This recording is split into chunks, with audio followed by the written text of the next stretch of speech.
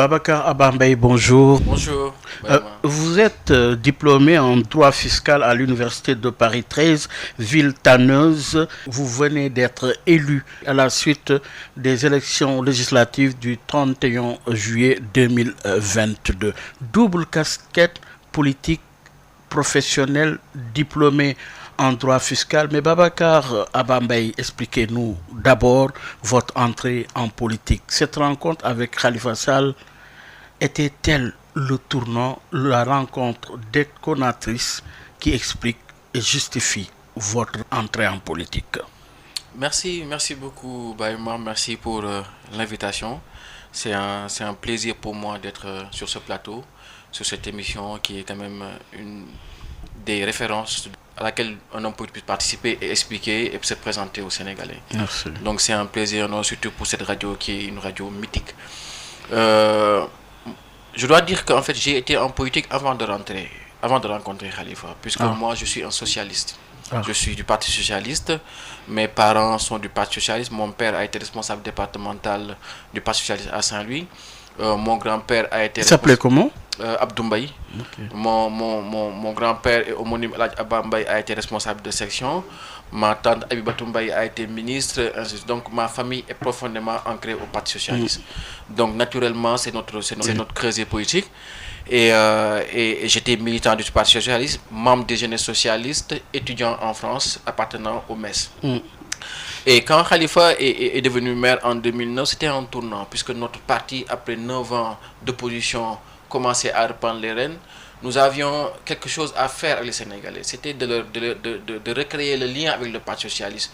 Nous n'étions plus ce parti battu, nous n'étions plus ce parti exsangue, nous n'étions plus ce parti abandonné par certains responsables du fait de la transhumance. Nous étions un parti qui maintenant était dépositaire d'une confiance. En 2009, avec Benno Siggil Sénégal, qui venait appeler les assises nationales du Sénégal, parce que ce processus était important, puisque les assises ont permis de donner du sens à l'opposition, pour dire que nous ne sommes pas là simplement pour faire partie Abdoulaye Wade ou faire bouger un système, mais que les Sénégalais comprennent qu'il y avait quelque chose à changer dans ce pays-là, et que ce qu'on voulait faire devait avoir un sens, devait être perçu et compris par les Sénégalais, et les assises nous ont permis d'incuber, de présenter et de faire avec les Sénégalais un nouveau projet de gouvernance. Mais je crois que c'est important justement de s'arrêter sur cette considération de transpartisane concédée aux assises nationales qui dépasse les partis. Tout à fait, puisque c'était d'abord un exercice d'humilité. C'était de dire aux Sénégalais que, ok, après 50 ans d'indépendance, nous considérons, nous les politiques, que nous n'avons pas le monopole de la science infuse. Nous considérons que nous les politiques, nous n'avons pas tout réussi. Et qu'il était impérieux, après après cette alternance avec Abdoulaye Wade, que l'on puisse changer le Sénégal, mais que ça se fasse sous un pacte de gouvernance que nous signons avec les Sénégalais. D'où l'importance des assises. Et vous avez vu le processus qui s'est passé après. Quand Benno Siggil Sénégal est arrivé aux élections locales, mais des inconnus au bataillon sont devenus maires parce que les Sénégalais n'avaient pas validé le PS ou l'AFP ou Nias ou le président Mbow, je veux dire. Ils avaient validé un processus et ils l'ont concrétisé à travers leur vote. Maintenant, il fallait convaincre les Sénégalais qu'on était capable de travailler. Et nous avions la chance, nous socialistes, d'avoir le maire de Dakar qui était Khalifa Ababacar Sall. Donc c'était pour nous un laboratoire pour montrer ce qu'on voulait faire pour le pays. Et c'est ce que Khalifa avait réussi à nous expliquer, qu'il avait l'ambition, qu'il avait un projet, mais qu'il était impérieux pour lui qui a été agent de la ville de Dakar, qui a appris auprès de Mamadou Diop, qui a appris auprès de Djibo Leyti Ka, qui a appris auprès de Thierno Brahim Ndao, que dans ce pays-là, que les gens commencent à se dire, je m'engage en politique, mais je dois avoir un parcours au-delà de la politique, avoir un parcours administratif qui me permet d'occuper des fonctions, d'occuper des responsabilités. Il y avait un mal qui s'était installé avec les libéraux, qui était que n'importe qui pouvait accéder à n'importe quelle station sans avoir un background. Des gens avaient comme premier poste ministre ou comme premier poste directeur, alors que ce qui était impensable au Parti Socialiste, ça nous a valu des situations ubuesques, et que pour lui il était important, dans son bilan à venir, d'incuber une nouvelle génération de jeunes hommes et de jeunes femmes préparés à l'exercice de fonctions administratives. Et c'est quand on a rencontré Khalifa Sall à Paris, c'est lui qui nous a convaincus, non pas de nous engager en politique, mais c'est lui qui m'a convaincu de rentrer au Sénégal et de servir mon pays à travers l'administration. C'était pas simple, Oui. Parce que beaucoup ne comprenaient, parce que pour beaucoup, travailler dans une mairie, c'est une affaire d'extrait de naissance ou de certificat de décès ou truc. Allez. Vous l'avez accompagné dans sa mission municipale au niveau on est venu, de Dakar. On a intégré l'administration. Et la ville de Dakar, c'est une administration qui est totalement ignorée et qui est une très grosse administration dans ce pays-là. Quand on est arrivé, lui, il a voulu s'appuyer sur mon background de diplômé en droit fiscal, de connaissance en fiscalité, pour aider Dakar à aller au bout de son potentiel fiscal. Et quelques expériences concrètes qu'avez-vous initié réellement et qui a impacté dans le fonctionnement? Le premier, c'était de dire que il fallait rompre avec ce sentiment qui fait que la ville de Dakar n'a aucune compétence sur les recettes. Puisque l'assiette fiscale, c'est-à-dire qui paie et combien tu paies, est défini par la Direction générale des impôts et domaines. Le recouvrement est fait par la Direction générale du Trésor à travers la perception. Pour moi, il fallait rompre avec cette position attentiste de dire que, écoute, nous, on attend juste qu'on donne nos relais d'impôts, on encaisse et on dépense. Non. Dakar est une ville capitale, Dakar a un potentiel fiscal énorme, et que sur certains types d'impôts, il fallait qu'on ait la possibilité de dire voici le potentiel qu'on va faire. Donc moi j'ai beaucoup travaillé sur ce projet avec un partenaire à la Banque mondiale pour travailler sur le potentiel de la ville de Dakar et puis initier des idées, des réflexions sur la fiscalité pour qu'on puisse basculer. Puisque la fiscalité à Dakar est basée uniquement sur une fiscalité de propriété. C'est celui qui a sa maison, par exemple, qui reçoit le rôle d'impôt. Et c'est sur ce rôle d'impôt qu'on a le foncier bâti ou éventuellement qu'on a la taxe dans les mains des ordures ménagères. Mais au vu où la population augmente, au vu où la pression qu'on a sur nos services publics, au vu de nos retards en investissement, Dakar ne peut plus se permettre d'avoir une ou deux personnes qui payent, par exemple, la taxe dans les mains sur les ordures ménagères, alors que tout le monde pollue. Donc, comment on peut repenser notre fiscalité, ce système de prélèvement qui peut faire qu'à Dakar, on a une fiscalité qui n'est pas basée sur la propriété, mais sur la résidence. Élargir la... Oui. Je prends un exemple, vous prenez un pays comme là, aujourd'hui elle n'existe plus, mais quand chaque Français payait la redevance télé, qui permettait de financer les médias publics et de permettre aux privés d'accéder à la publicité. C'est un grand tournant. C'est un grand tournant. Pourquoi n'ont-on jamais pu faire ça? Parce que aujourd'hui, vous avez les autorités n'arrivent même plus à maîtriser les rotations dans les quartiers. On sait juste qui est le propriétaire, mais on ne sait pas qui loue, qui habite. Et ça a été une des plus grandes causes de l'échec de la loi sur la baisse du loyer. Puisque l'État, quand tu ne maîtrises pas qui habite où, qui fait quoi, qui loue, qui passe, mais tu ne peux pas demander aux gens de baisser le loyer. Donc c'est un travail qu'on a eu à faire. Et après, par la force des choses, il y a eu le financement de la fondation Bill et Melinda Gates pour faire l'émission obligataire, qui était aussi un tournant important, puisque la ville de Dakar avait ses recettes. La ville de Dakar avait essayé un financement avec, par exemple, l'AFD, qui nous a prêté 6 millions d'euros pour pouvoir mettre en place un dispositif d'éclairage public qui atteint les 40 000 points lumineux. C'était un prêt concessionnel. Donc nous avons cette expérience-là. Nous avions emprunté auprès des banques, que ce soit lorsqu'on a fallu acheter le fameux terrain de Sud ou qu'il a fallu faire les feux tricolores. On a eu des emprunts auprès de Ecobank ou auprès de la Banque islamique. Donc nous avions l'expérience du financement intermédiaire à travers le système bancaire. Il nous fallait aller plus loin maintenant, c'est-à-dire aller vers une émission obligataire. C'est-à-dire comment... Mais ça, il fallait l'onction de l'État également. Non, mais on l'avait. Parce que la fondation Bill et Melinda Gates, avant de nous donner la subvention de 5 millions de dollars, avait réclamé ce document-là. À l'époque, on avait l'autorisation signée par le ministre de la décentralisation, à l'époque qui était le premier ministre de la décentralisation, Macky Sall, qui était le ministre maire de Saint-Louis, Cheikh Bamba Dièye, et l'autorisation du ministre Amadou Ba.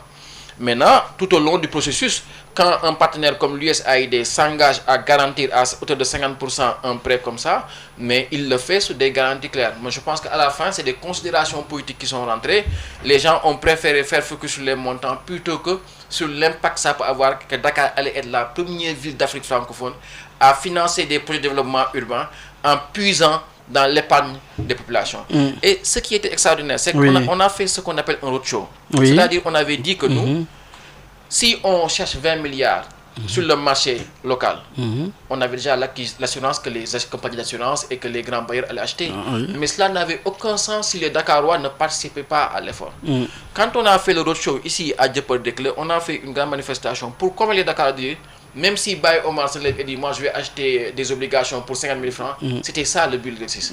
Mais une bonne dame nous a dit, mais qu'on lit comme genre tontine la rek, mais on lui a dit que tontine la en mieux, parce que da nga ñu jox seen xaalis ñu fay leen tegal leen intérêt mais xaalis bi ngeen di jox dañuy defar dëkk bi te yéen lay jëriñ doublement. Donc c'est comme ça que se passe en France. Ça permet aux citoyens de contrôler où va son argent. C'est aussi une question de redevabilité. Oui, malheureusement, c'était quelque chose d'assez extraordinaire que les gens... Qui n'a pas été jusqu'au bout. Qui n'a pas été jusqu'au bout parce que vous avez vu qu'on est allé jusqu'à avoir l'autorisation, le visa du CRAM, c'est-à-dire la structure qui gère le marché communautaire, pour nous dire, OK, vous avez le go, vous pouvez y aller.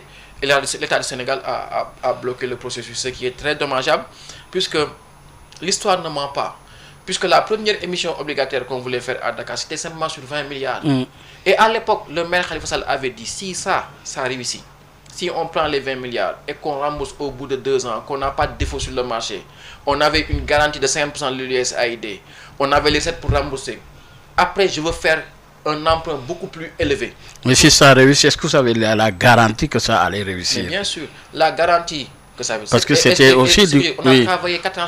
Vous vous rendez compte que Baye Omar, pendant 4 ans, on a été noté par Moody's. Pour la première fois, une mairie au Sénégal est notée. On allait être même mieux noté que l'État du Sénégal. Mais comme une collectivité ne peut pas être mieux notée que son État, on avait un plafond. L'opération d'émission obligataire a été notée par Moody's. Et la note était excellente. Parce que on ne peut pas aller sur le marché sans s'ouvrir la transparence absolue. Tous ces partenaires-là qui vont acheter des obligations de la ville de Dakar doivent avoir la garantie que la ville de Dakar a les moyens financiers de rembourser. Quand vous êtes noté par Moody's, ce n'est pas de la rigolade. Ça veut dire qu'on s'est soumis à toutes les exigences pour pouvoir aller sur le marché. Et ça, c'est la transparence absolue. Et l'État du Sénégal devrait concrétiser ça. Et je rappelle la petite histoire. C'est que si on allait sur le marché, c'est-à-dire que si nous, on n'arrive pas à payer, c'est ça la garantie. C'est-à-dire nous, si la ville n'arrive pas à payer, l'USAID s'était engagé à rembourser les 50% du montant. Donc aujourd'hui, si pour 20 milliards du Sénégal, nous, on n'arrive pas à payer, et c'était pour requalifier le pôle Petersen, c'est-à-dire la requalification du pôle marchand de Petersen, rien que la vente de cantines et de pâtes de porte, allait générer plus d'argent pour rembourser tout le prêt. En plus de ça, on avait la garantie de l'USAID. C'est que, comme par hasard, même si on n'arrivait pas à payer, mais l'État du Sénégal pourrait s'engager pour 20 milliards pour payer. Donc, Khalifa avait dit que si cette opération-là réussit, je vais faire un autre emprunt. Pourquoi faire? Khalifa a toujours caressé le projet de faire en sorte que l'ensemble des centres de santé de Dakar deviennent des hôpitaux de niveau 1. Et réussir à faire en sorte que Dakar, au-delà des hôpitaux classiques, principaux, Dantec, Abass, tout ce qu'on a, puisse avoir d'un coup 20 hôpitaux de niveau 1 totalement équipés avec des pôles de spécialisation. Vous pensez que si ça avait réussi, on aurait eu des problèmes avec Dantec ou tout ce qu'on est en train de voir? Et finalement, tout se retrouve au niveau de l'État central. Mais l'État central, et j'espère qu'on va revenir sur ça. Parce que justement, c'est devenu une grosse problématique de l'heure, le lien entre l'État central et l'État déconcentré. Mais Omar, aujourd'hui, on est en 2022. C'est en 2022 que le Sénégal a un ministère de l'aménagement urbain qui se dispute avec la ville de Dakar l'aménagement de ronds-points de corniches. Mais la ville de Dakar a 60 milliards de budget. Au nom de quoi l'État du Sénégal va prendre 15 milliards, 20 milliards pour nous mettre des balançoires sur la corniche, alors que vous allez dans les régions, on manque de tout dans nos régions. Mais pourtant, les lois sont claires. La libre administration, justement, est concédée aux collectivités territoriales. Le président Macky Sall a totalement désarticulé la décentralisation au Sénégal. Et on va continuer à en subir les conséquences. Je vous donne un exemple. Je parlais de la santé aujourd'hui. Vous décidez l'acte de la décentralisation, vous dites que les communes d'arrondissement deviennent des communes de plein exercice. Et tout d'un coup, vous faites une dévolution du patrimoine. Tous les hôpitaux, les centres de santé qui étaient dans les communes sont gérés maintenant par les communes. Rien que Gaspard Camara fait la moitié du budget de Point E. Mais peut-être Point E peut payer les salaires. Mais jamais ces communes-là n'auront les moyens d'investir dans les centres de santé. Alors que la ville de Dakar avait une ligne de crédit de 15-20 milliards à mettre chaque année dans les centres de santé. Ce qui fait qu'au fur et à mesure, on a détruit le tissu de centres de santé qu'on avait à Dakar. Depuis l'acte 3, il n'y a pas eu un nouveau centre de santé à Dakar. Alors que Mamadou Diop, c'est Philippe Maguilène Senghor, c'est Gaspard Camara, c'est Nabil Choucair. Pape Diop, c'est plus de 4 centres de santé. Ou 5 centres de santé. Khalifa, c'est Mamadou Diop de Liberté, ainsi de suite. Et tout le projet qu'on a eu pour moderniser, équiper Abass Ndao. Pape Diop, c'est la clinique ophtalmologique à l'intérieur d'Abass Ndao. Tous les maires ont travaillé à construire les structures sanitaires. Mais depuis l'acte 3, il y a un coup d'arrêt. Rien en investissement. et aucun équipement nouveau. Ce qui est une catastrophe à moyen et long terme et qui est le fait de simples calculs politiques ou de combats politiques entre un maire en exercice et un président qui a du mal à comprendre qu'un maire est élu. Oui, vous êtes toujours dans l'équipe municipale, mais cette fois-ci, non pas avec Khalifa Sall, mais avec Barthélémy Diaz. Est-ce que les mêmes contraintes continuent? Barthélémy Diaz vient de commencer. Vous avez entendu la première polémique qu'on a eue avec le recrutement de Guy Marius Sagna et du capitaine Touré et qui a entraîné qu'on puisse avoir un blocage systématique des salaires de tous les gens qui sont contractuels. Donc, je ne veux pas dire que dès l'abord du mandat que ça va continuer comme ça. J'espère simplement que les autorités de l'État vont prendre conscience que ce combat-là ne peut pas continuer et que au bout du bout, les seules personnes à en subir les conséquences, c'est les populations de Dakar. On ne peut pas comprendre que l'État du Sénégal décide de dire que vous écoutez un Mbaye Ndiaye, le ministre Mbaye Ndiaye, qui peut vous dire que lors d'une rencontre, non, la ville de Dakar c'est un monstre financier, vous avez 60 milliards de budget, alors qu'ils n'ont pas de territoire, alors qu'ils n'ont pas de compétences, ce qui est totalement archi faux. C'est-à-dire, laissez à la ville de Dakar ses domaines de compétences. Un ministère n'a pas vocation aujourd'hui à aménager des ronds-points ou des corniches à Dakar. Laissez la ville de Dakar le faire. Oui, sur la base d'un cahier de charge très clair. Et vous prenez ces ressources-là et investissez dans les territoires parce que les gens en ont besoin. Et laissez à la ville de Dakar la plénitude de ses compétences, rendez-lui ses centres de santé pour qu'il puisse continuer à renforcer, à étoffer la santé à Dakar, puisque sans cette sanitaire-là, il n'y a pas de santé à Dakar. La santé à Dakar, ce n'est pas les hôpitaux, ce sont les centres de santé. Et il n'y a pas que la santé, il y a l'éducation, il y a la culture. Il y a beaucoup de choses que la ville de Dakar faisait. Il faut redonner à la ville de Dakar, à la capitale, la possibilité de construire son propre projet. Et là, vous y occupez quelle fonction au niveau de l'équipe municipale? Je suis aujourd'hui le directeur de la santé et de l'action sociale de la ville de Dakar. Et on aura réussi notre décentralisation, on aura réussi notre gouvernance des territoires lorsque aujourd'hui, demain, Diamniadio pourra exister avec son propre projet urbain. Dakar pourra exister comme au Maroc. On a Djerba, on a Marrakech, on a Fès, on a Casablanca. Chaque ville existe avec ses propres qualités, avec ses propres habitudes, avec ses propres avantages, pas au détriment de l'autre, mais existe parce que chaque ville a son projet urbain. C'est complète. On ne peut pas faire exister Diamniadio en déshabillant Dakar. Vous ne pouvez pas mettre 150 milliards dans un stade alors que Amitié est fermé, Demba Diop est fermé. Si c'est pour 3 matchs de Ligue nationale, ça ne sert absolument à rien. Alors qu'à Saint-Louis, oui, à Saint-Louis, on en a besoin. À Thiès, on en a besoin. À Kaolack, on en a besoin. L'arrière-pays en a besoin. Aujourd'hui, on ne peut pas faire Diamniadio en déshabillant Dakar. C'est une ineptie. Je pense qu'il faut faire en sorte que Diamniadio puisse exister avec sa propre identité, que Dakar puisse exister et faire en sorte que le pôle capital autour de Thiès ou de Mbour, la métropole du Grand Dakar, puisse exister, avoir sa viabilité, que Saint-Louis, qui est l'avenir du Sénégal avec tout son potentiel, puisse exister. C'est ça le grand défi. Puis ce Hub Santé dont il est question en parlant de l'hôpital Aristide Le Dantec, justement en construction, qu'est-ce que cela vous inspire, cette initiative de reconstruction de l'hôpital? D'abord, je suis choqué et outré, puisqu'il faut qu'on déconnecte deux choses distinctes. La vente du terrain pour financer le renouvellement. Ce banditisme foncier-là, il n'a pas commencé avec l'hôpital Aristide Le Dantec. Vous ne pouvez pas dire je vends du terrain pour que les gens puissent en faire des hôtels 5 étoiles et derrière c'est pour financer l'hôpital. En même temps, c'est le même président qui est en train de faire une clinique privée à Principal. Mais qu'est-ce que le président Macky Sall est en train de nous faire? Il est en train de nous créer une médecine des pauvres, une médecine des riches. C'est le risque en tout cas. Quand vous regardez la maquette de Dantec et la maquette de la clinique de Principal, vous vous dites que ce n'est pas pour le pauvre Sénégalais qui a du mal à avoir 30 000 francs ou 40 000 francs pour faire une mammographie. Le Sénégalais qui n'a pas 140 000 ou 150 000 pour aller faire un IRM ou qui n'a même pas 50 000 francs pour faire un scanner. Donc, on est en train de nous créer... Il y a une question d'organisation du système de santé dans sa globalité. C'est pour ça que je dis déconnectons deux choses. Cette problématique de la vente de foncier-là, ce banditisme foncier-là, il a commencé quand le président de la République vient prendre du foncier... Vous soupçonnez l'émergence d'un affairisme au cœur du système de santé.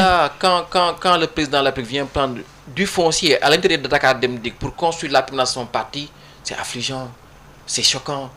Vous prenez aujourd'hui l'emprise foncière de Dakar Dem Dik, vous avez 3-4 chantiers là-bas, ça appartient à qui? Et vous avez récemment le président qui a acheté des bus financés par l'État du Sénégal. Le foncier qu'on cède à Dakar Dem Dik et qu'on vend, il va où? Il appartient à qui? Dans quelles conditions? Est-ce que l'argent est allé dans les caisses d'académiques? On est dans la même lignée de pratiques qui ont déjà été faites, qu'on a déjà vues.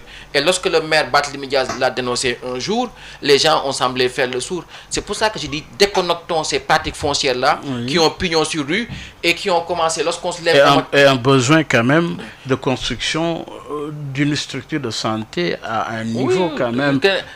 Mais on s'est levé un matin, on nous a dit qu'on va vendre du foncier de l'ancien aéroport pour financer la SAFRU et que des gens avec des ressources dont on ignore l'origine sont allés acheter du foncier. Donc c'est un problème à part que demain les structures de contrôle travailleront à élucider, qui n'a rien à voir avec les problématiques de la santé au Sénégal. Aujourd'hui, la santé au Sénégal, il faut remettre les choses à plat et que les gens puissent mettre à plat tous les problèmes. Le problème de l'accès aux soins, le président le sait. Quand il a fait sa rencontre où il promettait les 500 millions, il le sait. Il dit, je ne mettrai pas l'argent si vous ne réformez pas. Et il connaît très bien les problèmes de la santé au Sénégal. La question... entre le paiement quand même des recettes issues des hôpitaux, le patient contribue à hauteur de 11%. C'est ce qu'on avait fait. C'est pour ça que il y a quand même un besoin de retravailler quand même sur ce... L'exemple type, c'est quand la ville de Dakar, à Abass Ndao, à un moment, le maire Khalifa Sall, il en a eu marre. Parce que chaque fois qu'on mettait 200 millions en subvention à Abass Ndao, bonjour les conflits sociaux. Indemnité à gauche, indemnité à droite, indemnité supplémentaire. Nous, on arrête, à partir de maintenant, c'est 200 milliards en investissement. Dites-nous vos besoins et nous, on les achète. L'année dernière, on l'a acheté un scanner. Oui, mais vous êtes quand même un membre d'une municipalité. Comment expliquez-vous le fait que le patient, à l'entrée, il paye, à la consultation, il paye toutes ces actions, alors quelque part, il n'y a même pas un plateau technique de qualité. Parce qu'on ne réforme pas dans ce pays, Baye Omar. Le maître mot, c'est réformer. Vous devez avoir une première réforme déjà sur le personnel de santé. Aujourd'hui, vous allez en France, vous avez une fonction publique hospitalière. Vous allez à Abass Ndao, vous avez 4 personnels. Vous avez les recrutements de l'hôpital, vous avez les emplois de l'État, vous avez les emplois de la ville de Dakar et vous avez le personnel universitaire. Mais c'est un capharnaüm. Et la même chose dans tous les hôpitaux. On a besoin de savoir est-ce qu'on va aller vers une fonction publique hospitalière et connaître la place des professeurs et tout. Aujourd'hui, vous avez tous les professeurs qui ont leur clinique à côté et qui font la pluie et le beau temps dans les hôpitaux. Ça, c'est déjà une première piste de réforme sur le plan hospitalier. La deuxième piste de réforme, c'est le coût de la santé. Comment enfin vous avez excessivement cher vous avez au Sénégal. un arrêté qui organise les prix des prestations et qui fait que les prix aussi des prestations sont largement en deçà du prix de base. Ce qui fait que l'État verse à chaque hôpital une subvention de compensation qui arrive généralement tard dans l'année. La question de base, c'est qu'aujourd'hui, est-ce qu'on ne devait pas se poser et de dire qu'on doit avoir une fiscalité dédiée pour pouvoir financer le système de santé au Sénégal dans son ensemble. Mais ça demande déjà des réformes. Vous ne pouvez pas dire, et comme Macky Sall l'a dit lui-même, le président Macky Sall, je ne mettrai pas de l'argent si vous ne réformez pas. La question du coût des médicaments, la question de la carte sanitaire, la question de l'existence et de la viabilité dans des centres de santé. C'est autant de choses qui font qu'on est tout le temps en train de penser qu'on va vendre aux Sénégalais qu'on a des hôpitaux modernes qu'on a construits à Kafif ailleurs, alors qu'à l'intérieur du système, on ne change pas, c'est qu'on ne réforme pas. Oui, et même pas démontrer dans justement les hôpitaux le circuit du patient. Mais des éléments très simples. La question aujourd'hui, nous à un moment, on avait tellement de réclamations qu'on s'est dit qu'on était obligé de faire des formations en accueil. Ah, mais c'est autre chose. C'est-à-dire que, les réformes qu'on doit faire ne concernent pas seulement la construction d'édifices nouveaux. C'est le système à l'intérieur qui est totalement vermoulu. Et c'est pour ça que je vous dis que la première piste de réforme, c'est le personnel de santé. Qui travaille dans les hôpitaux? Qui n'y travaille pas? Quelle est la place des médecins? Vous savez, et ce qui fait qu'on passe d'anecdote en anecdote. Il n'y a même pas 6 mois, le ministre de la Santé a signé une circulaire sur la seniorisation des gardes. C'est-à-dire, vous allez dans l'hôpital le soir, vous ne trouvez que des jeunes médecins, il n'y a personne. En général, lorsque vous y arrivez avec des complications sévères, il est impossible de sauver des patients. Et le pire, c'est que vous arrivez, on vous dit, voilà, monsieur, il faut faire telle analyse, il faut payer ça, vous payez et vous perdez votre patient. Et le pire, c'est que même quand vous perdez votre patient, pour récupérer votre corps, on vous dit de payer tout ce que vous devez à l'hôpital. C'est vous dire à quel point le système est perverti et demande qu'on puisse avoir le courage et la franchise de poser les choses sur la table et de réformer le système de santé. C'est devenu une nécessité. C'est pour ça que je dis, ne mêlons pas les choses. La problématique du vente du foncier est une chose, la question de la réalité du circuit de soins au Sénégal, de la santé au Sénégal, est une autre problématique qu'il va falloir avoir le courage d'affronter pour réformer de l'intérieur. Ça va faire mal, mais sans ça, ça ne passera pas. Oui, c'est nécessaire en tout cas. Pour rappeler à nos auditeurs, il est notre invité Babacar Abba Mbaye. Babacar Abba Mbaye est aujourd'hui de la coalition Yewwi Wallu. Vous êtes coordonnateur, oui, de cette coalition à Saint-Louis, tombeur de Mansour Faye aux dernières législatives du 31 juillet 2022. Dites-nous, qu'est-ce qui a fait la différence? Oh, il y a beaucoup d'éléments qui ont impacté sur ces élections-là. Ce que je disais après les locales, et bon, c'est toujours difficile quand vous ne gagnez pas les élections de pouvoir être audible au Sénégal. Mais j'avais toujours dit que Mansour Faye, nous l'avions largement et platement battu lors des élections. C'est votre troisième tentative. J'ai été candidat seul individuel aux élections locales de 2014. Je suis arrivé 4e derrière Benno Bokk Yakaar, derrière Ahmed Fall Braya et derrière le maire sortant Cheikh Bamba Dièye. Et à l'époque, à titre d'anecdote, j'étais arrivé devant l'ancien ministre des étrangères, mon père Aline Badara Cissé, que Dieu ait pitié son âme. Je pense que ça suffit comme référence pour une première participation, que le résultat était largement positif. Lors des élections locales, j'ai dirigé Yewwi Askan Wi. On est arrivé deuxième avec un différentiel de 3000 voix avec Mansour Faye. Alors que sur les 5 communes du département de Saint-Louis, on avait éliminé nos listes sur 2 communes. La commune de Fass Ngom et la commune de Ndiabène Gandiol. Avec des prétextes à la limite choquants. Et résultat des courses, quand vous regardez les résultats, j'ai fait 17 500 voix dans la commune de Saint-Louis. Le professeur Mary Teuw Niane en fait 6 000. Ahmed Fall Braya en fait 3 000. Mayoro Faye en fait 3 000. Et vous comprenez que le choix majoritaire des Saint-Louisiens ne se portait pas sur Mansour Faye. Puisque si vous additionnez l'ensemble des suffrages obtenus par l'opposition, nous étions largement devant lui.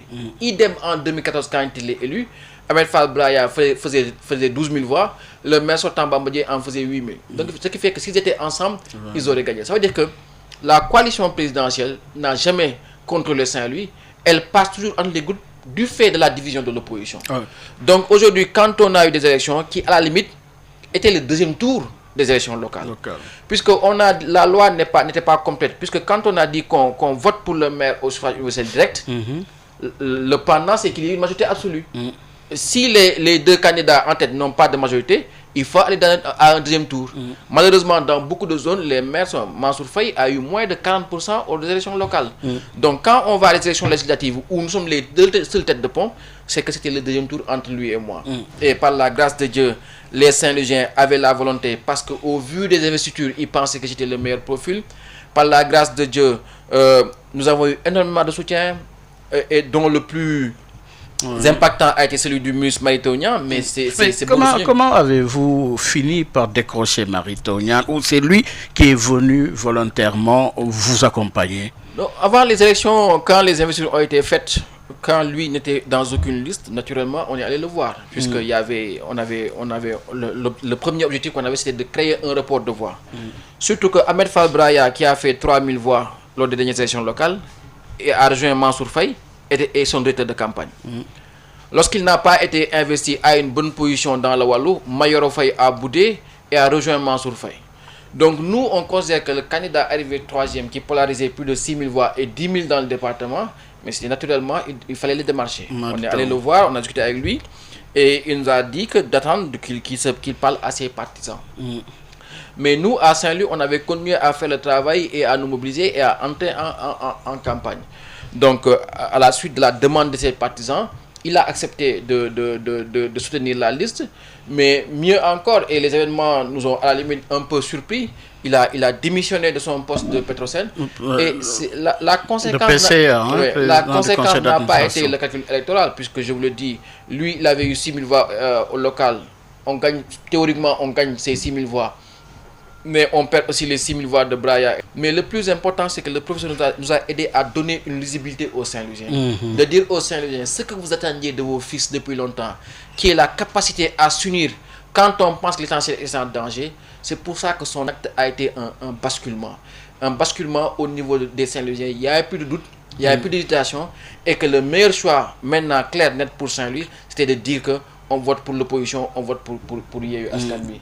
Et dès que les leaders sont venus à Saint-Louis, avec une caravane historique qui n'a jamais été vue à Saint-Louis, il était bien évident que la victoire était en marche, et les écarts ne nous ont pas surpris, puisque rien que sur la commune de Saint-Louis, je dépasse Mansour Faye de plus de 12 000 voix. Et sur le département? Sur le département cumulé, nous le dépassons de 10 000 voix. Nous remportons la commune de Niabel Gandiol, et c'est notre candidat. Mais là-bas aussi, les enjeux étaient énormes. Énormes parce que vous avez d'abord la commune de Pal. La commune de Pal qui est une ville religieuse. Et c'est là où nos investisseurs ont joué. Puisque Mansour Faye, sur ces 4 investis, n'a investi personne du département. Ces 4 investis viennent de la commune de Saint-Louis, uniquement de la commune de Saint-Louis. Nous, la titulaire femme qu'on a, et par la grâce du Wallou, de cette ingénierie électorale qui va faire des reliques pour les années à venir, l'intercoalition a fait que nous, quand on a investi, on ne s'est pas posé avec le Wallou. On n'a pas négocié, on n'a pas échangé pour dire au Wallou, nous on investit tel vous. Non. Nous on a investi, et quand le Wallou est arrivé, le Wallou nous a aidé à équilibrer nos listes. Puisque les 2 investis du Wallou viennent du département. On a Adja Antagay qui vient de Pal, la cité religieuse, et on a le suppléant homme Badrasek qui vient de Lamsar, qui est de Gandon. Et ça nous a aidé. Ça a diversifié votre électorat aussi. Et il y a des pans entiers de Benno Bokk Yakaar qui nous ont soutenus, parce que pour la première fois de l'histoire, le ministre Mansour Faye faisait des investitures qui n'intégraient pas le département. Et les résultats ont été clairs. Dans la commune de Pal, ils nous battent de 175 voix. Du fait d'un centre annexe qui a eu des temps fédérateurs, mais le maire de Pal, qui est de la l'APR, a été battu dans son centre de vote et dans son bureau de vote. Nous gagnons le plus grand centre de vote de Pal. Nous allons dans la commune de Fass Ngom après, où nous perdons de 900 et quelques voix, parce que je n'ai pas eu le temps de travailler là-bas, parce qu'il n'y a pas eu de pré-campagne. Nous arrivons ensuite dans la commune de Gandon, que nous perdons, qui est la plus grosse commune du département, que nous perdons que de 200 voix. Et le maire a été battu dans son propre bureau, et nous perdons la commune de Gandon, et nous faisons plus de 6 000 voix dans la commune, là où eux, ils en font 6 000 et quelques. À l'abord de ma réflexion, je vais expliquer que lorsqu'on est allé aux élections locales, on a éliminé nos listes dans 2 communes. D'abord, la commune de Fass Ngom, et on s'est rendu compte après les résultats que le transfert directeur qui a permis à Mansour Faye de gagner son centre, c'est-à-dire de nous devancer de 900 voix, rien que dans son centre de vote, venait de la commune de Fass. C'est là où après on a compris pourquoi on a éliminé notre liste dans la commune de Fass. Dans la commune de Niabel Gandiol aussi, on avait éliminé notre candidat, en lui disant qu'il avait 2 suppléants en trop. Sauf que lui, quand il a compris qu'il ne sera pas candidat, il a soutenu un candidat et il a présenté notre liste Yewwi Askan Wi sur la liste. C'était qui? Lamine Diop. Jeune Lamine Diop. Et ce candidat-là a gagné. Qui est très représentatif. Ce candidat-là a gagné la commune de Niabel Gandiol. Et nous, Yewwi Askan Wi, notre liste gagnée était en tête pour les élections départementales. Mais après les élections, le président de la République a reçu ce monsieur-là, ce maire-là, et Mansour Faye l'a enrôlé dans son équipe. Et Lamine lui a dit que je te défie, je te montrerai que tu n'es pas représentatif à Gandiol. Et résultat des courses, nous gagnons de plus de 500 voix la commune de Gandiol. Et dans la commune de Gandon, vous avez Khoudia Mbaye qui avait été maire lors du précédent mandat et qui a été combattu par Mansour Faye lui-même avec une liste parallèle, avec le parti de Diopsi, et avec comme candidat le fils du maire que Khoudia Mbaye avait battu. Oui, Madame Khoudia Mbaye, alliée, allié et ministre, et d'ailleurs il l'a convaincu de la soutenir lors de ces dernières élections-là. Mais ça veut dire que Mansour Faye a fait sortir des verrous à Saint-Louis. Il a un comportement, des attitudes à Saint-Louis et qui ont été le lit de sa défaite. Donc, nous avons su exploiter ces erreurs en consolidant la dynamique. Qui était de quelle nature? C'était des erreurs le sentiment que Mansour Faye avait qui peut tout se permettre. Et qu'il pouvait tout faire et que ça passe toujours. Et qu'au bout du bout, c'est que son argent passerait. Aujourd'hui, vous ne pouvez pas faire des investissements dans le département de Saint-Louis et il n'y a pas un candidat du département de Saint-Louis. Saint-Louis, c'est 5 communes. C'est 4 communes du département et la commune de Saint-Louis. Mais l'équilibre, c'est de prendre une personne dans la commune de Saint-Louis et une personne dans le département. Surtout que lui, il a la possibilité d'avoir une position sur la liste nationale. Donc vous ne pouvez pas avoir 4 investis et les 4 viennent de la commune de Saint-Louis. Mais c'est tellement déséquilibré. Mais s'il a fait ça, c'est parce qu'il a cru qu'il pouvait tout faire, il pouvait tout se permettre. Et ça, c'est des choses qu'il a faites et qu'il a payé lors du scrutin. Mais cela n'occulte pas la dynamique extraordinaire que l'équipe Yewwi Askan Wi a eu à faire. Quand nous faisons 17 500 voix dans la commune de Saint-Louis, 24 000 voix dans le département lors des élections locales, ça veut dire que c'est une vraie performance. Une équipe composée uniquement de jeunes et qui a eu à faire un travail extraordinaire. Et la résultante, c'est que lors des élections législatives, nous faisons 45 447 voix sur le département de Saint-Louis, là où lui n'en fait que 34 000. Ça veut dire que nous battons Mansour Faye à plat couture depuis le 10 000 voix d'écart. C'est la concrétisation d'une stratégie, c'est la concrétisation d'une présence sur le terrain, c'est la concrétisation d'une vraie dynamique, d'une vraie ingénierie électorale, d'une vraie intelligence et d'une envie forte qu'avait cette équipe-là de mettre à terre Mansour Faye, qui les gens ont du mal à ignorer le poids de Mansour Faye à Saint-Louis. Ah oui? Mansour Faye, soy jàkkaarloo moom boo gagné benn bureau de vote jàmbaar nga. Parce que Mansour Faye, il est le seul ministre à Saint-Louis. Mais le directeur général de la SONES est à Saint-Louis. Le directeur de la Caisse de sécurité sociale est à Saint-Louis. Le directeur du CROUS est à Saint-Louis. Le directeur de la Caisse de sécurité alimentaire est à Saint-Louis. La directrice du Fonds de solidarité nationale est à Saint-Louis. Le directeur du Fonds de développement terrestre est à Saint-Louis. Vous avez 2 députés à Saint-Louis, 3 hauts conseillers. Ça doit être des atouts, sans oublier une floraison de cadres qu'il a placés au transport, à la Géroute, au DER. Ça doit être une opportunité, non? Dans chaque quartier de Saint-Louis, Mansour Faye a un responsable qui a lui tout seul pour financer une campagne. D'avoir des jeunes qui avaient très peu de moyens, à la limite qui n'en avaient quasiment pas, qui ont su les faire face et remporter l'ensemble des 29 centres de vote de Saint-Louis, de battre Mansour Faye, même dans son bureau, c'est une prouesse exceptionnelle. Et ça, je pense que le mérite revient d'abord à l'équipe, à ceux qui ont mené la campagne, et d'abord et avant tout aux Saint-Louisiens qui ont su envoyer un message fort pour dire que maintenant, en matière de politique, nous savons faire la différence, la distinction et le scrutin. Nous voulions un député qui a un profil qui est conforme par rapport à nos aspirations et nous avons voté pour lui. Alors vous avez certainement identifié les complaintes des Saint-Louisiens, traduit en projet pour la prochaine législature. Je veux parler de cette 14e. Alors, Babacar Abambaye, comment traduire cette victoire en opportunité dans le cadre également de cette stratégie, dite stratégie, oui, de législature? Le premier combat que nous devons mener, Omar, c'est le combat de l'équilibre des investissements dans ce pays-là. Je l'ai dit à Saint-Louis, j'ai dit moi je vais être le député des territoires. Je vais être le député des territoires parce qu'on ne peut pas... Vous prenez Omar, des chantiers de l'ANOCI, le fameux tunnel qui encore coule sous l'eau, qui à l'époque nous avait coûté 9 milliards, jusqu'aux 1000 milliards du TER, aux 500 milliards du BRT, aux 300 milliards de KMS3, aux 150 milliards de dessalement eau de mer, aux 150 milliards de Abdoulaye Wade, aux 300 milliards des autoponts. C'est environ 300 milliards qu'on a investi rien qu'à Dakar, Omar. Quel territoire dans ce pays-là, quel département, quel chef de région peut dire que dans ce pays-là, j'ai eu un moment à bénéficier d'un coût d'investissement de 100 milliards? Il n'y en a pas. On ne construit pas un État en cassant le lien entre la capitale et l'arrière-pays. La capitale, c'est la porte de sortie. Mais la capitale n'a de sens que quand elle est connectée à l'arrière-pays. Aujourd'hui, concrètement, nous devons nous battre pour que dans les budgets que nous allons voter, que cette fois-ci, que l'État du Sénégal, c'est-à-dire que chaque année, que sur un projet de 5 ans ou de 10 ans, nous allons changer la face du Sénégal. En quoi faisant?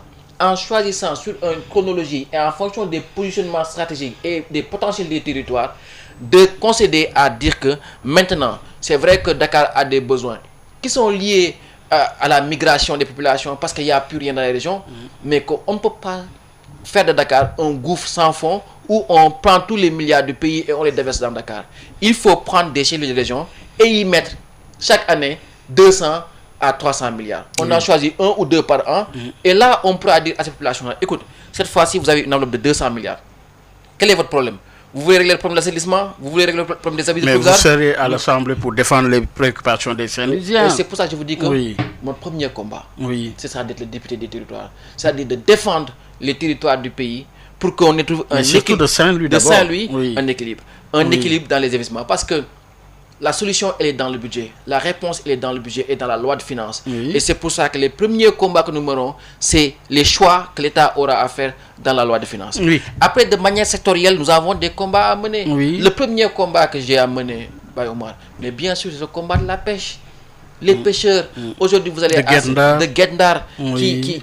qui souffrent. du fait des licences de pêche, du fait de la brèche de Saint-Louis, du fait de l'exploitation du gaz, aujourd'hui ont un métier qui de plus en plus ne nourrit pas son homme. Vous prenez la langue de Babari, c'est la plus forte densité démographique de l'Afrique. Vous passez dans la langue de Babari, vous ne pouvez pas vous dire que vont devenir tous ces milliers d'enfants. Que vont devenir ces pêcheurs-là? Leur métier est en train de disparaître. Ils n'ont plus la possibilité de la pratiquer. Et qu'on ne parle pas de pirogue en fibre de verre ou autre chose. C'est totalement un métier à repenser et des populations qui sont des milliers à aider.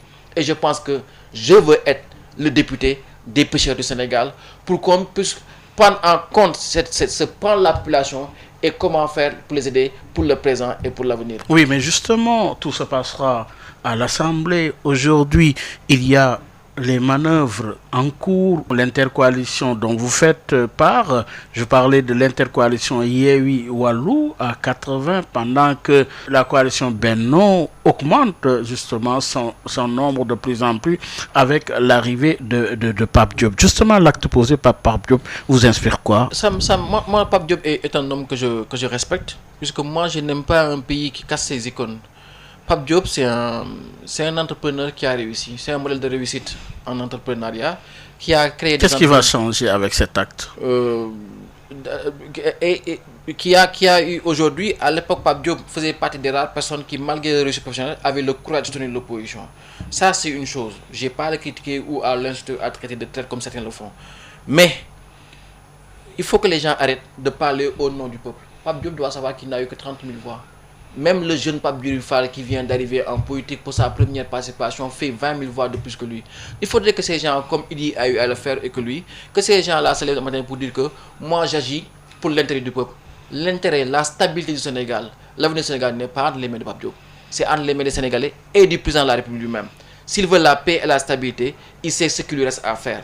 C'est qu'il range dans les tiroirs cette histoire de troisième mandat, qu'il s'oriente vers des réformes sur les 18 mois qui lui restent et qui remet la démocratie sénégalaise à l'endroit en favorisant la participation de tous les acteurs pour que, pour la première fois, comme on a la possibilité d'aller à des élections présidentielles où le président en exercice ne participe pas, que les Sénégalais puissent choisir le président. Et je pense que la stabilité du pays, qu'on soit dans un contexte, tout le monde le sait, mais ce n'est pas entre les mains du Pape Diop, c'est entre les mains de M. Macky Sall. Nous, on est dans notre rôle. Nous avons su, par une intelligence politique, par une ingénierie électorale, permettre aux Sénégalais de s'exprimer et de montrer aujourd'hui qu'il y a une majorité de l'opposition dans le pays. Que cela soit concrétisé lors des élections, qu'on ait par un nombre de députés, à 2-3 députés près, là pour moi n'est pas le vrai problème. Quel est l'enjeu principal? L'enjeu principal aujourd'hui, au niveau de la 14e législature, qu'allez-vous faire? Oui. C'est de peser sur l'ensemble des décisions et de permettre de faire mouvement sur ces 18 mois-là, de faire en sorte que dans ce pays-là, qu'on n'ait pas une alternance, mais une alternative. Justement, on retourne à la première question que vous m'avez posée. Baye Omar, les Sénégalais ne suivent pas les hommes. Les Sénégalais cherchent le sens. Si les Sénégalais nous ont suivis quand on a fait les assises, c'est parce que les assises ont donné du sens. Quand vous avez une salle, vous avez Amadou Matar Mbow, Ousmane Tandiou, où tout le monde qui est uni, les Sénégalais se sont dit, moi, j'ai envie de partenir avec le Sénégal. Le Sénégal de ces gens-là, de ces grands administrateurs, de ces grands hommes d'État, ou le Sénégal des Farba Senghor, ou les trucs où les gens... Et les Sénégalais ont choisi les hommes, mais à partir du sens qu'on a créé. Aujourd'hui, il nous appartient de dire que l'objectif, c'est pas de dire à Macky Sall va-t'en, et qu'après on va poursuivre Aliou Sall, on va poursuivre Mansour Faye. Non. L'objectif n'est pas la haine, n'est pas le commun. C'est de dire aux Sénégalais que ce pays-là est en tournant. Doublement, démocratiquement, institutionnellement, mais qu'à la faveur des découvertes qu'on a faites dans ce pays, le Sénégal maintenant est en tournant. C'est-à-dire où on bascule sur une pente favorable pour les années à venir, où ce pays-là va aller vers une déchéance qui risque de nous coûter cher pour les années à venir. Mais justement, Saint-Louis dispose de gaz, non? Mais Saint-Louis, à ce niveau, une opportunité pour vous autres de la prochaine législature de pouvoir justement concrétiser cela. Comment? Saint-Louis ne dispose pas que de gaz. Oui. Vous allez à Saint-Louis, Baye Omar, de plus en plus, et vous avez vu l'aéroport qu'on a inauguré. vous avez de plus en plus des entreprises étrangères qui viennent s'implanter, puisque à Saint-Louis, il y a une surface agricole importante, il y a de l'eau. Et aujourd'hui, vous avez des réformes qui ont été faites en France où les gens, un pays comme la France, perd chaque année l'équivalent d'un département en surface agricole utile. C'est pour ça que maintenant, de plus en plus, il y a des entreprises qui s'exploitent et qui font l'exportation d'haricots verts, de melons, de tomates cerises, qui font juste de l'exportation, qui récoltent. Et le danger, c'est que les habitants de Saint-Louis, des villages autour de ces exploitations-là, sont des ouvriers agricoles. Ils ne sont ni des exploitants, ni des créateurs d'emplois, mais juste des ouvriers agricoles qu'on paye avec des pécadilles ou au lance-pierre. Et c'est ce cycle-là qu'il faut casser. Je pense qu'aujourd'hui, il faut aller dans un cycle où les gens prennent en main l'avenir des territoires. C'est pour ça que je veux qu'on investisse dans les territoires. Pour qu'on organise Saint-Louis et que les fils de Saint-Louis puissent... Maintenant, le rapport qu'on a, c'est comment faire pour que Saint-Louis puisse apporter 2 à 3 points de croissance dans le pays. Parce que Saint-Louis, c'est la pêche. Saint-Louis, c'est le tourisme. Saint-Louis, c'est l'agriculture. Et enfin, Saint-Louis, c'est le gaz. Parce que n'analysons pas les choses uniquement sous l'angle des découvertes des hydrocarbures. Notre premier défi, c'est la transformation structurelle de notre économie. Il ne faudrait pas qu'on ait la naïveté de basculer dans le tout gaz ou dans le tout pétrole, mais demain, on fera comme le Tchad ou le Nigeria ou le Gabon. C'est-à-dire on aura une stabilité économique et politique qui ne dépendra que des cours. Le jour où le prix du baril ou des cours chute, bonjour la crise. Notre défi, c'est de dire, écoute, on a des recettes qui vont arriver avec le gaz, le pétrole, mais il faut parallèlement, il faut investir sur l'agriculture.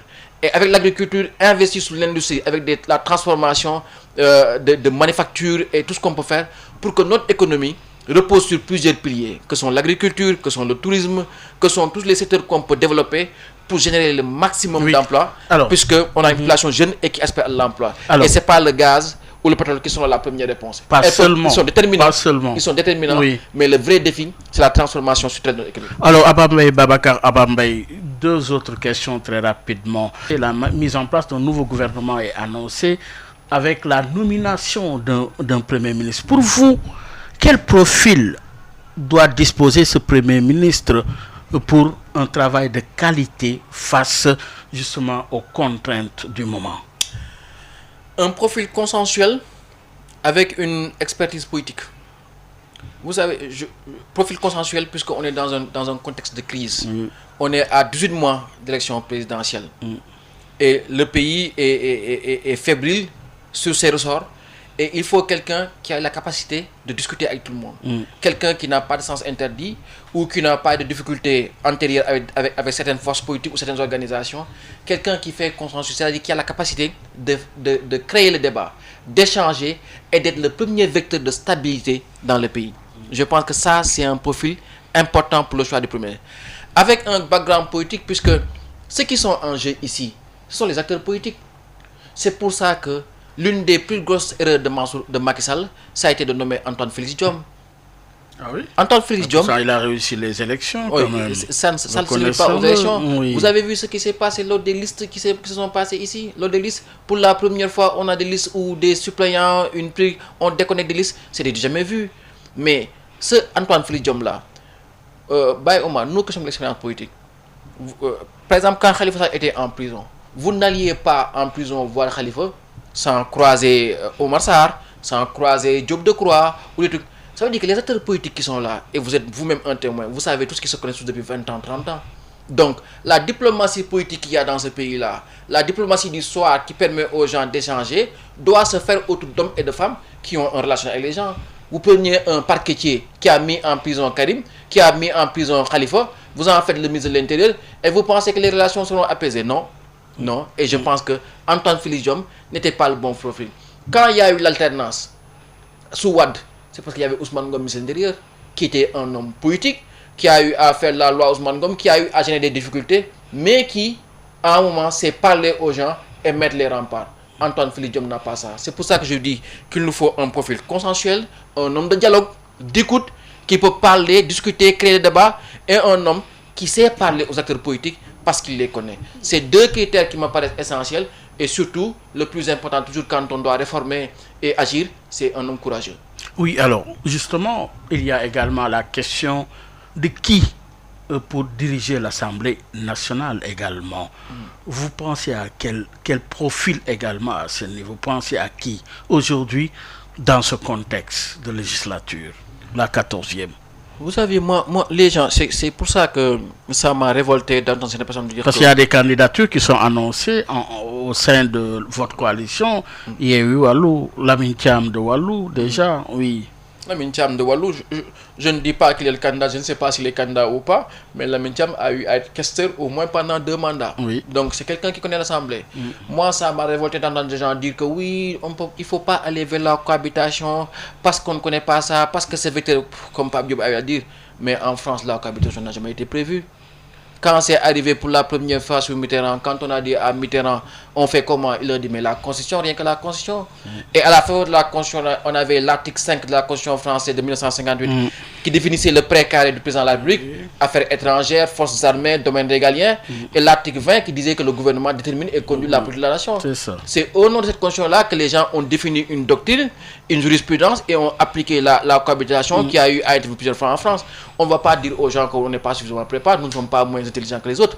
Donc aujourd'hui, s'il y avait cohabitation, les gens sont suffisamment responsables. C'est comme quand il y a eu l'alternance en 2000, on nous a dit que non, Wade ne va pas gérer, ils n'ont pas d'expérience. Il a été un excellent président, quoi qu'on puisse dire. Donc s'il y avait eu cohabitation, on aurait géré ça. Quel que soit le profil qu'on aura à l'Assemblée, que ce soit du pouvoir ou de l'opposition, moi je pense qu'il y a des gens qui ont de l'expérience, qui ont du background, il y a des gens qui ont déjà eu à être députés, que ce soit du Wallu ou de Yewwi, et je pense qu'on ne gère pas des institutions de manière individuelle. On est toujours accompagné par une équipe et c'est ça qui fait la force de Vous êtes favorable pour des candidatures issues de la coalition Yewwi Wallu, la vôtre? Bien sûr, il faudra quelqu'un en face. Et je pense que moi je suis convaincu que Yewwi Wallu doit présenter sa candidature, quel que soit le rapport de force qu'on aura. En tout cas, si Yewwi Wallu ne présente personne, moi je me présenterai personnellement au nom de la jeunesse et au nom du territoire du Sénégal. Parce que il faut un challenge, il faut des gens qui font face, il faut donner du sens au jeu démocratique. Donc il faut forcément quelqu'un qui fait face et qui porte un discours et qui a des choses à dire. Moi aujourd'hui je n'ai plus de compétence en personne. Je n'ai pas été élu gracieusement sur une liste nationale. J'ai été élu par la base, par mon département. Donc, je suis un acteur du jeu politique. Je suis convaincu que Wallu Yewwi doit avoir un candidat. S'ils ne l'ont pas, moi, à Bambey, je me présenterai. Oui, alors, oui. Et moi, je pense que aujourd'hui, ce qui fait la richesse de Yewwi, ce qui a fait la réussite de Yewwi, c'est la complémentarité qu'il y a entre les acteurs politiques. Aujourd'hui, vous avez l'expérience, le background de Khalifa face au courage et à l'envergure aujourd'hui de Ousmane Sonko, l'ingénierie, l'intelligence du politicien de Kifal. On n'est plus à l'ère des aventures individuelles. On est à l'ère des congruences, des mécaniques collectives qui nous permettent de prendre les bonnes décisions et d'acquérir la confiance des Sénégalais. Oui, mais aujourd'hui, nous sommes dépositaires de la confiance des Sénégalais et nous ferons tout pour préserver cette confiance. De l'alliance électorale, vous passez à l'alliance stratégique de législature? Oui, naturellement, puisqu'il ne s'agira pas de députés. Tout le monde a compris, on est dans un contexte de transition. Le premier mandat de Macky Sall, qui devait être un mandat de transition, parce que ce qu'on attendait du président, ce n'est pas une frénésie à vouloir absolument un deuxième mandat au prix d'emprisonnement, au prix d'agression politique. Ce qu'on attendait de ce jeune président-là, né après les indépendances, c'est la capacité à réformer le pays.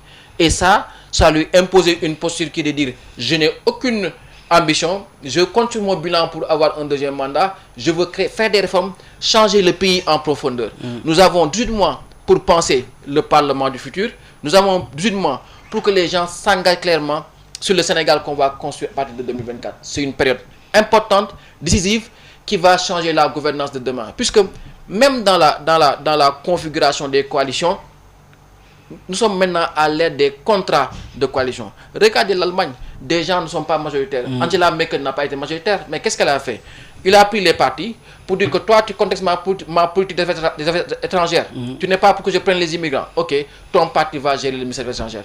Tu contestes ma politique économique. Tu seras ministre de l'économie et des finances et on fait un contrat de gouvernance. C'est ça, on est à l'ère de la gouvernance entendue, négociée. Tout le monde l'a compris et on se met ensemble, non pas pour négocier des prébendes ou des postes, mais pour négocier ensemble le Sénégal de demain. D'où l'importance de ce contrat qu'on va mettre en place pour qu'on puisse avoir de bonnes réformes. Pourquoi pas arriver à un point où demain, comme en France, où l'opposition gère la commission finance et qu'on ait une transparence dans le budget et qu'on puisse faire des combats pour impacter dans le budget. Je pense que notre démocratie change, vit des expériences nouvelles et cela doit se concrétiser par une claire conscience des acteurs politiques que les choses changent, que les aspirations et les exigences du peuple changent, que le peuple a accès à l'information, c'est ce qui se passe et que si on veut être à la hauteur de toutes les confiances qu'on a récoltées, il faut savoir être à la hauteur des exigences du moment. Alors, ces résultats très étriqués de part et d'autre, il n'y a pas justement de grandes différences. Ça augure quoi comme fonctionnement de la prochaine législature? Ça augure une transition.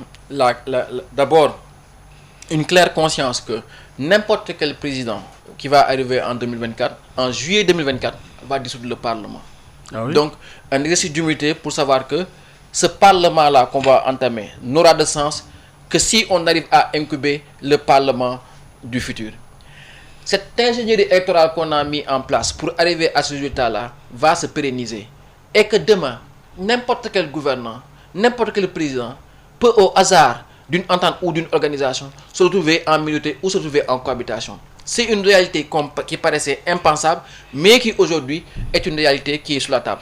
D'où l'importance qu'il y a pour les gouvernements de se rendre compte que dans ce pays-là, rien ne sera plus jamais comme avant. Et il faut que les acteurs politiques intègrent ces exigences-là, intègrent ce besoin de changement du peuple, ce besoin de changement, non pas à travers des ponts ou des routes, mais dans leur vécu de tous les jours. On est à l'aide de l'exigence, de l'information, de la transparence absolue, mais aussi des résultats tangibles, incontestables. Vous faites partie de ceux qui disent et pensent que le pouvoir appartient désormais au peuple. J'en ai jamais douté. J'en ai jamais douté, Baye Omar. Sinon, je me serais découragé. Combien j'ai essuyé tant de railleries, tant de moqueries, tant d'encouragements hypocrites pour dire que non, tu vas le faire. Mais derrière, c'était quoi? Mais tu ne peux pas battre Mansour Faye, tu perds ton temps, c'est la première dame. Tu y arriveras jamais. Dafa yaakaar ni mën na gagner Mansour. Dafa am moyen yi Mansour am. Et ces moqueries abjectes, comment un petit employé de mairie peut battre Mansour Faye? Tu n'as aucun niveau. Certains m'appelaient le ministère de la parole. J'ai assuré toutes les railleries possibles. Mais j'ai toujours eu la conviction que j'étais capable de battre ces gens-là. Parce qu'au bout du bout, quand on a un parcours cohérent, transparent, honnête avec les Saint-Louisiens, quand on a un relationnel avec ce peuple, quand on est légitime politiquement, socialement, sociologiquement, on peut se présenter, il arrivera un moment où c'est son heure. J'ai battu campagne avec des Saint-Louisiens qui me disaient « Abba, va te reposer, tu seras notre député ». J'ai battu campagne avec des Saint-Louisiens qui me disaient « Abba, je n'ai pas voté pour ta poulet locale parce que pour moi, Mansour qui est du côté du pouvoir peut avoir beaucoup plus de projets que toi tu peux en avoir. Mais cette fois-ci, c'est toi. » Et quand les résultats sont sortis, j'ai compris que les Saint-Louisiens m'avaient choisi. Et toute ma vie, je ne la consacrerai qu'à être à la hauteur de cette confiance-là. Avez-vous compris le sens? Je l'ai pas compris. Parce que je suis un croyant. Je crois en Dieu. Et aujourd'hui, j'ai la leçon que c'est l'homme qui a peur. Mais il n'y a rien. Il faut croire en soi, se battre. Et que les lignes du destin sont parfois difficiles à emprunter, mais c'est ça la vie. Et comme nous le disait, le président Abdou avait deux proverbes favoris. Il disait d'abord que le difficile est le chemin, c'est une leçon à apprendre. Le chemin a été difficile, mais il avait un autre proverbe qu'il préférait. Il disait que connais-toi toi-même et deviens qui tu es. Merci beaucoup. Merci. En tout cas, ça a été un plaisir. Le plaisir a été pour moi. Oui. Et vous me donnez l'occasion, c'est ma première sortie après les élections locales, législatives, de remercier humblement les Saint-Louisiens, de remercier ma famille, mes parents, de manière large, mes amis qui ne m'ont jamais lâché. J'ai les mêmes compagnons depuis 10 ans. On n'a aucun poste. Ils sont là avec moi. Je ne les citerai pas, ils se reconnaîtront. Et je remercie toute la coalition Yewwi Askan Wi en commençant par les leaders. Je sais que ça a été difficile pour certains au départ de me choisir comme candidat pour les locales, mais je savais être à la hauteur de cette confiance-là. On a été aujourd'hui à la hauteur de cette confiance-là. Et je remercie les Saint-Louisiens de manière générale qui ont montré, au-delà de ma personne, à tous les jeunes Sénégalais, engagez-vous en politique, battez-vous, soyez courageux, ayez de l'abnégation et au bout du bout, ça payera. Merci beaucoup encore une fois. Merci. Oui. Mon anniversaire, c'était le 29, c'était lors de la clôture de campagne. De m'excuser auprès de tous mes amis qui m'ont envoyé des messages et je n'ai pas répondu parce que j'étais en campagne. Mais bon, voilà. J'ai eu cet âge-là il y a quelques jours. J'ai eu un très très beau cadeau. Oui. Et hier, c'était l'anniversaire de mon père, qui était le responsable du parti. Et pour la petite histoire, il a quitté la politique en 2012 parce qu'il devait être investi. Et le Parti socialiste avait choisi de ne pas l'investir. Et j'ai envie de lui dire à mon père que je lui dédie cette victoire-là pour tout ce qu'il a essuyé comme raillerie, comme moquerie, comme injure du fait moi de ma pratique politique. Cette victoire-là est la sienne et c'est un joli cadeau. Et de lui dire à lui et à ma mère que je les aime très fort. L'enfant qui vient corriger l'histoire. Voilà. En tout cas, bonne chance. Merci. Mesdames, Messieurs, merci de nous avoir suivis. Rendez-vous dimanche prochain avec un autre invité. Gardez l'écoute dans une poignée de secondes. Place à Maodo Faye et son invité. Un grand bravo à l'équipe digitale à la tête Alioune Badara Socé Abdoulaye. Au revoir.